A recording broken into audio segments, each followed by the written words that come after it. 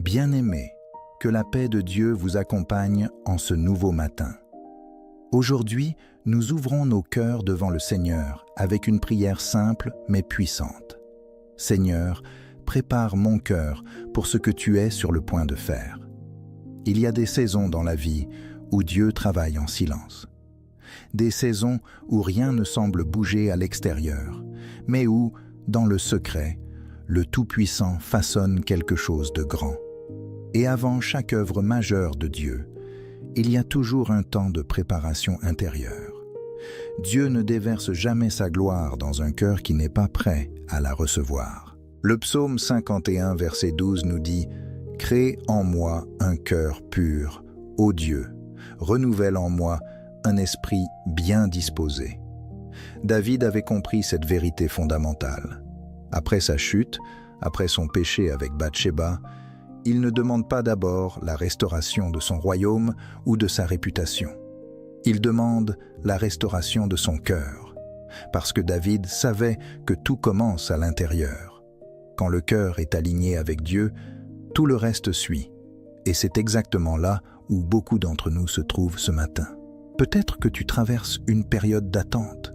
Peut-être que tu as prié pour une percée dans ta vie professionnelle, dans ta santé, dans ton mariage, dans tes finances. Et tu as l'impression que Dieu tarde à répondre. Mais laisse-moi te dire quelque chose avec assurance. Dieu ne tarde pas, il prépare. Dans son livre « À genoux, il a vu sa gloire », Max Lucado écrit que la prière ne change pas seulement les circonstances, elle nous change nous. Et c'est là le véritable miracle. Avant que Dieu change ta situation, il veut changer ton regard sur ta situation. Avant qu'il ouvre une porte devant toi, il veut s'assurer que tu es prêt à marcher dans ce qu'il y a derrière cette porte. Regardons Abraham. Dieu lui a fait une promesse extraordinaire dans Genèse 12. « Je ferai de toi une grande nation, je te bénirai et je rendrai ton nom grand. » Mais entre la promesse et son accomplissement, il s'est écoulé 25 années, 25 ans d'attente, 25 ans de préparation. Pourquoi un si long délai? Parce que Dieu ne préparait pas seulement un enfant, il préparait un père. Il préparait un homme dont la foi serait assez solide pour devenir le père de toutes les nations. Pendant ces années d'attente, Abraham a appris à faire confiance quand il ne voyait rien. Il a appris à obéir quand la logique humaine lui disait le contraire. Il a appris à croire en un Dieu qui appelle les choses qui ne sont point comme si elles étaient, selon Romains 4, verset 17.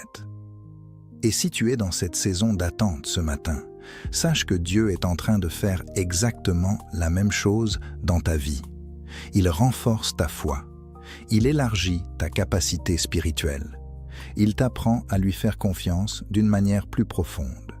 Comme le dit si bien le prophète Jérémie au chapitre 29, verset 11. « Car je connais les projets que j'ai formés sur vous, dit l'Éternel, projets de paix et non de malheur, afin de vous donner un avenir et de l'espérance. » Cette parole n'est pas un simple verset à encadrer sur un mur.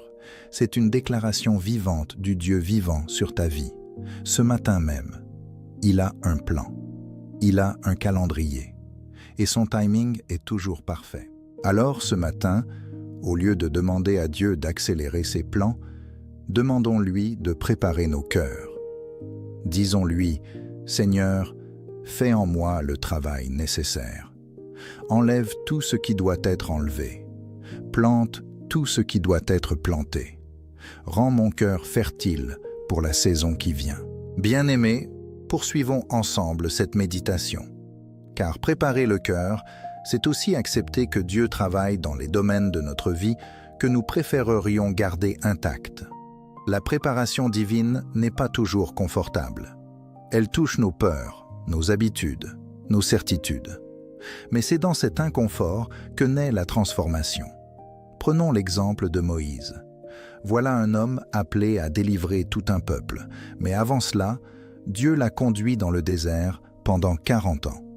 40 ans à garder des moutons, lui qui avait grandi dans les palais d'Égypte. Actes chapitre 7, verset 30, nous rappelle que c'est au bout de 40 ans qu'un ange lui apparut dans le désert du mont Sinaï. Ce n'est pas un hasard. Ce désert n'était pas une punition, c'était une école. Dieu démantelait l'orgueil du prince d'Égypte pour façonner l'humilité du serviteur de Dieu. Dans le désert, Moïse a appris la patience. Il a appris à écouter la voix de Dieu dans le silence. Il a appris que la puissance ne vient pas des palais, mais de la présence. Et quand Dieu l'a finalement envoyé devant Pharaon, Moïse n'était plus le même homme. Son cœur avait été préparé. Peut-être que toi aussi tu te sens dans un désert ce matin, un lieu où rien ne pousse, où rien ne semble avancer. Mais rappelle-toi, c'est dans le désert que le buisson a brûlé sans se consumer. C'est dans le lieu le plus aride que Dieu a révélé sa gloire la plus éclatante. A.W. Tozer, dans son ouvrage « La poursuite de Dieu », écrit que Dieu attend de trouver un cœur totalement tourné vers lui pour y déverser sa plénitude. Dieu ne cherche pas des cœurs parfaits, il cherche des cœurs disponibles, des cœurs qui disent « Seigneur, je ne comprends pas tout, mais je te fais confiance. Fais ce que tu as à faire en moi. » Regardons aussi l'exemple de Joseph. Vendu comme esclave par ses propres frères, accusé à tort par la femme de Potiphar, jeté en prison pendant des années. Si quelqu'un avait des raisons de douter de Dieu, c'était bien Joseph. Et pourtant, Genèse 39, verset 21 nous dit « L'Éternel fut avec Joseph, et étendit sur lui sa bonté. Même dans la prison, Dieu était avec lui.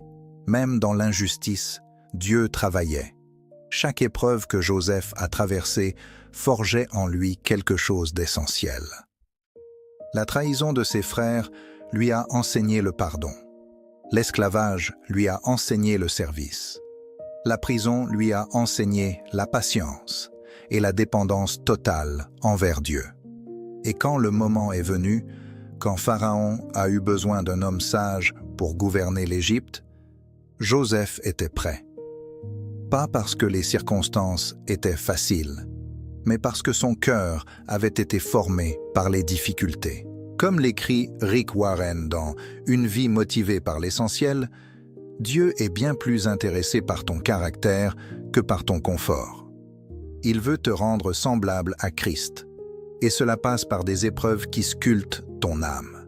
Chaque difficulté est un outil entre les mains du potier divin. Ésaïe 64, verset 8, le confirme. Éternel, tu es notre Père. Nous sommes l'argile, et c'est toi qui nous as formés. Nous sommes tous l'ouvrage de tes mains. L'argile ne choisit pas sa forme. L'argile ne décide pas de la température du four. Mais l'argile qui reste entre les mains du potier devient un vase d'honneur. Ce matin, je t'encourage à rester entre ses mains. Ne résiste pas au processus. Ne fuis pas la saison de formation. Car ce que Dieu prépare pour toi est infiniment plus grand que ce que tu peux imaginer. Éphésiens 3, verset 20 le déclare. À celui qui peut faire, par la puissance qui agit en nous, infiniment au-delà de tout ce que nous demandons ou pensons. Ton rôle aujourd'hui n'est pas de tout comprendre. Ton rôle est de rester fidèle, de garder la foi, de continuer à prier, même quand les réponses tardent, de continuer à louer, même quand les circonstances sont sombres. Car la louange dans la nuit annonce toujours le lever du soleil. Bien-aimés, entrons maintenant dans le temps de la prière et de la déclaration. Car après avoir compris que Dieu prépare nos cœurs, il est temps de nous positionner activement dans cette préparation. La prière n'est pas un monologue, c'est une communion. C'est un moment où nous alignons notre volonté avec celle du Père. Jésus lui-même, la veille de sa crucifixion, a prié dans le jardin de Gethsémane avec ces mots rapportés dans Luc 22, verset 42. « Père, si tu voulais éloigner de moi cette coupe, toutefois, que ma volonté ne se fasse pas, mais la tienne. » Le Fils de Dieu, dans toute sa divinité, a choisi de soumettre son cœur au plan du Père. Si Jésus a eu besoin de ce temps de préparation intérieure avant la croix, combien plus avons-nous besoin de préparer nos cœurs avant les saisons que Dieu a planifiées pour nous? Ce moment à Gethsémane nous enseigne quelque chose de profond. La préparation du cœur passe parfois par la soumission la plus totale. Elle passe par ce moment où nous disons « Seigneur, je dépose mes plans, mes attentes, mes scénarios. Je choisis ton chemin, même quand il est différent du mien. » Comme l'a si bien exprimé Oswald Chambers dans Tout pour qu'il règne, nous ne devons jamais faire de nos expériences spirituelles le but final, mais plutôt considérer chaque moment comme une préparation pour ce que Dieu veut accomplir à travers nous.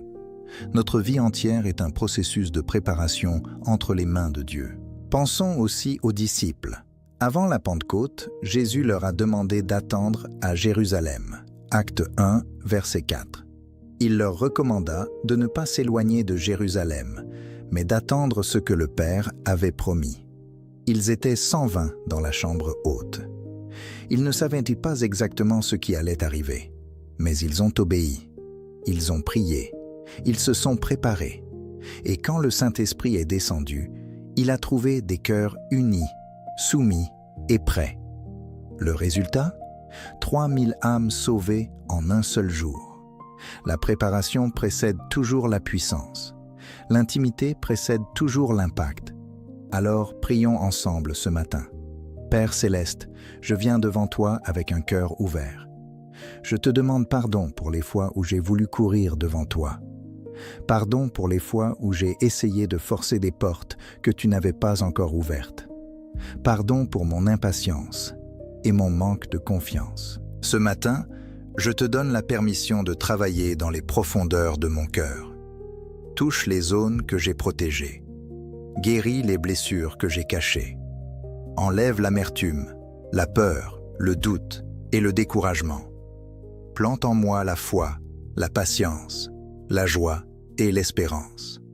Prépare mon cœur pour la percée que tu as planifiée. Prépare mon cœur pour les relations divines que tu vas placer sur mon chemin. Prépare mon cœur pour les responsabilités que tu vas me confier. Prépare mon cœur pour la gloire que tu vas révéler dans ma vie. Je déclare avec Philippiens 1, verset 6. Celui qui a commencé en moi cette bonne œuvre la rendra parfaite pour le jour de Jésus-Christ. Je déclare que je suis un ouvrage en cours, entre les mains du meilleur des artisans. Je déclare que ma saison d'attente n'est pas une saison perdue, mais une saison de fondation. Je déclare que comme Josué l'a entendu dans Josué 1, verset 9, « Fortifie-toi et prends courage. Ne t'effraie point et ne t'épouvante point, car l'Éternel ton Dieu est avec toi partout où tu iras. Seigneur, je ne sais pas tout ce que tu prépares, mais je sais que tu es fidèle. Je sais que tes plans sont bons. Et je choisis de te faire confiance, aujourd'hui et chaque jour. Au nom puissant de Jésus-Christ, Amen. Que Dieu vous bénisse, bien-aimés. Partagez cette prière avec quelqu'un qui en a besoin aujourd'hui. Et rappelez-vous, ce que Dieu prépare pour vous vaut chaque jour d'attente. Soyez bénis, et que la lumière de Christ illumine chaque pas de votre chemin. Semence de lumière, votre dévotion quotidienne.